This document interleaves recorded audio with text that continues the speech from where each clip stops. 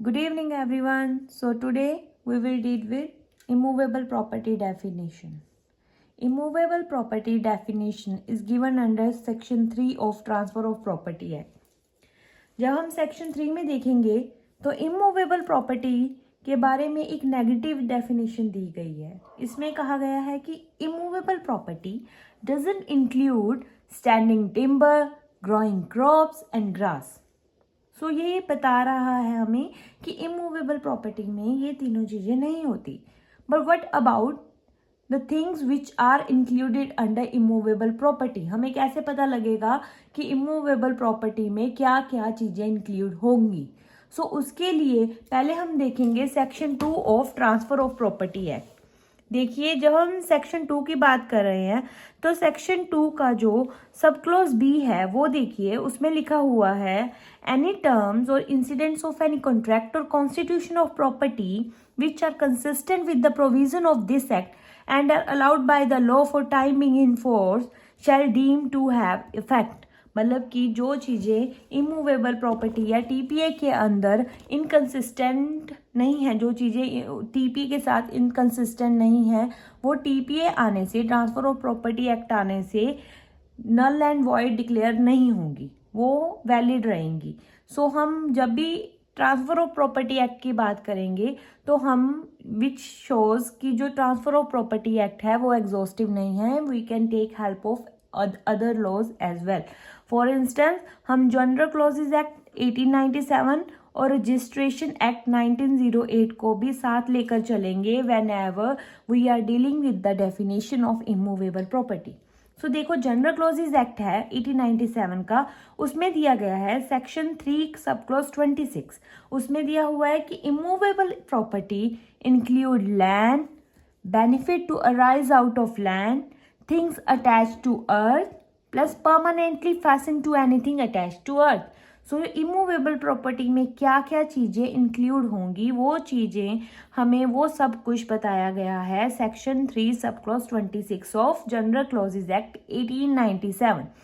वैसे भी general clauses act है जो, वो एक जनरल एक्ट है.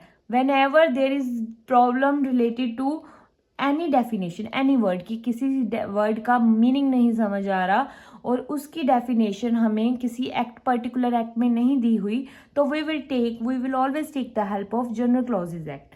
सो हमें इन्होंने बता दिया कि लैंड, देखो इमूवेबल प्रॉपर्टी का पार्ट लैंड तो है ही, वो तो एक जनरल लेमैन इंसान भी बता देगा कि immovable property include land. Second thing is benefit to arise out of land. इसका एग्जाम्पल क्या है? इसका एग्जाम्पल है जैसे कि ये मेरा घर है, this is my house, I have given my house on rent. So rent जो हमारा इस हाउस से आ रहा है, that is benefit which is arising out of land. So क्या वो इमूवेबल प्रॉपर्टी है? Whenever we are selling the property, for instance हम किसी को, ए की प्रॉपर्टी थी, उसने बी को सेल कर दी, तो अब क्या ए बी को ये कह सकता है कि मैं तुझे प्रॉपर्टी तो दे रहा हूँ but you can't give it on rent? No, B has full fledged right to give his or her property on rent.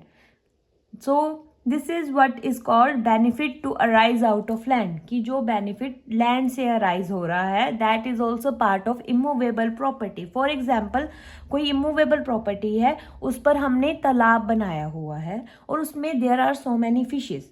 So we are selling the piece of land. जब हम पीस ऑफ लैंड बेच रहे हैं, सो उसके साथ जो fishes हैं वो भी उस इमूवेबल प्रॉपर्टी का ही पार्ट होंगी. Those are also said to be immovable properties.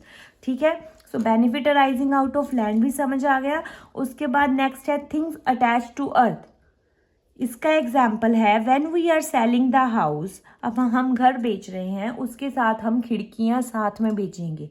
हम ऐसा नहीं कहेंगे कि खिड़कियां हम घर पे खुद अपने पास रखेंगे. We are just selling the house. So ठीक है, वो क्या है? Things attach to earth. उसके बाद है permanently fastened to anything attach to earth. इसका मतलब क्या है? जैसे खिड़कियां हैं, खिड़कियों के ऊपर जो हम हैं, जो लॉक लगा होता है कि उसको लगाने के लिए, खिड़कियों को बंद करने के लिए लॉक होता है, तो हम वो लॉक ये नहीं कहेंगे कि वो हम अपने घर लेके जाएंगे कि हम जस्ट खिड़कियां और ये पूरा हाउस बेच रहे हैं. That's never gonna happen. So वो क्या है, जो चीज़ एक जो लगी हुई अटैच चीज़ के ऊपर ही लगी हुई है, that is permanently fasten to anything attach to earth. So section 3 sub clause 26 समझ आ गया होगा कि इमूवेबल प्रॉपर्टी है वो किन किन चीज़ों से डील करती है. वही चीज़ सेम रजिस्ट्रेशन एक्ट के सेक्शन 2 सब क्लॉज 6 में भी दी गई है. उसमें कहा गया है immovable property include land, buildings, hereditary allowances, right to ways, light, fisheries, ferries, benefit arising out of land, things attached to earth, permanently attached to what is attached to earth. अब चलो इसका हम मतलब समझते हैं. राइट टू वे पहले देख लेते हैं. राइट टू वे क्या है. For instance I am buying a piece of land. मैं कोई पीस ऑफ लैंड खरीद रहा हूँ, कोई एग्रीकल्चर लैंड खरीद रहा हूँ. उसमें क्या हो रहा है कि उसमें देयर इज मतलब कोई रास्ता नहीं है जाने के लिए, और हमने किसी साथ वाले नेबर से, ए नाम का इंसान था, there is a person called A, उसका कोई लैंड था और उसका नेबर था सी. उसने सी से कहा कि आई वॉन्ट माई ईजमेंट्री राइट, तो आप मुझे ईजमेंट का राइट दो. I have right to way because मेरे लैंड पे कोई रास्ता नहीं है जाने के लिए. सो मुझे एक रास्ता चाहिए. उसने ईजमेंट है उसको, ठीक है. सो अब क्या होता है, ए अगर बी को सेल कर देता है लैंड फ्यूचर में, so be also have the same right, ठीक है. सो व्हाट दैट मीन्स कि राइट टू वे भी है, वो भी इमूवेबल प्रॉपर्टी ही कहेगा, इमूवेबल प्रॉपर्टी का ही पार्ट है, ठीक है.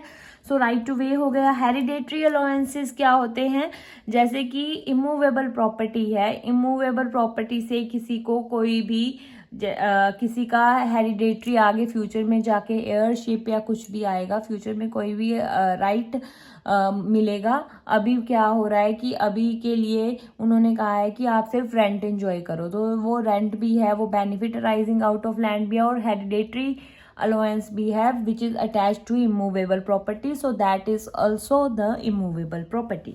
ठीक है. सो सेक्शन 2 सब क्लॉज 6 देख लिया होगा आपने. सो जो सेक्शन 22 सब क्लॉज 6 है, पर वो अकेला पॉजिटिव डेफिनेशन नहीं है, वो नेगेटिव डेफिनेशन भी है. As such it includes, it says कि immovable property doesn't include standing timber, sorry standing timber नहीं इंक्लूड करेगा. ग्रोइंग क्रॉप्स एंड ग्रास, ये चीज़ें इंक्लूड नहीं होंगी.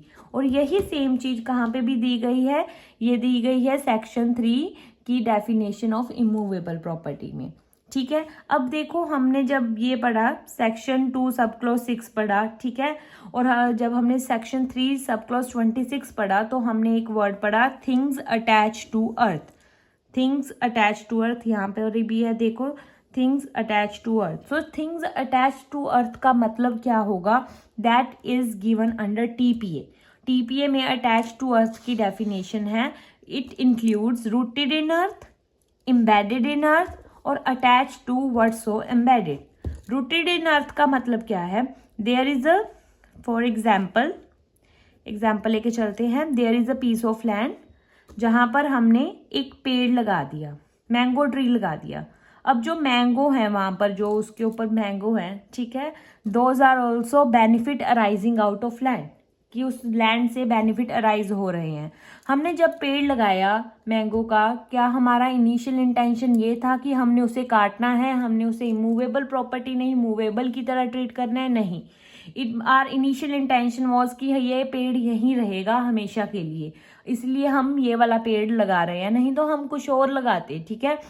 सो अगर हम मैंगो ट्री लगा रहे हैं और हमारा इनिशियल इंटेंशन ये है, तो ये मैंगो ट्री क्या है, रूटेड इन द अर्थ, ये रूटेड है अर्थ में. अब एम्बेडेड इन द अर्थ में क्या होगा, एम्बेडेड इन द अर्थ भी सेम ही है, जैसे वायर्स को एम्बेडेड होती हैं ना वो अर्थ में.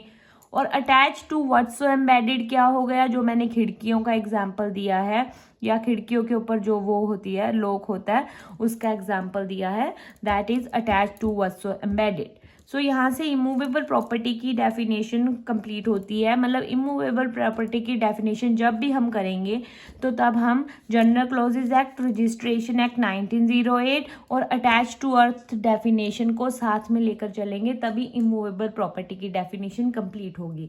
सो जब भी आपका पेपर में ये, वैसे तो लॉन्ग में क्वेश्चन आएगा नहीं, देखो जुडिशरी में आ सकता है, पर जो अगर हम देखें कि कॉलेज लेवल पर इमूवेबल प्रॉपर्टी पर कभी लॉन्ग क्वेश्चन नहीं आता, शॉर्ट में आता है। पर अगर जब भी आए आपके पास तो आपने इन सभी चीज़ों को मेंशन करना है।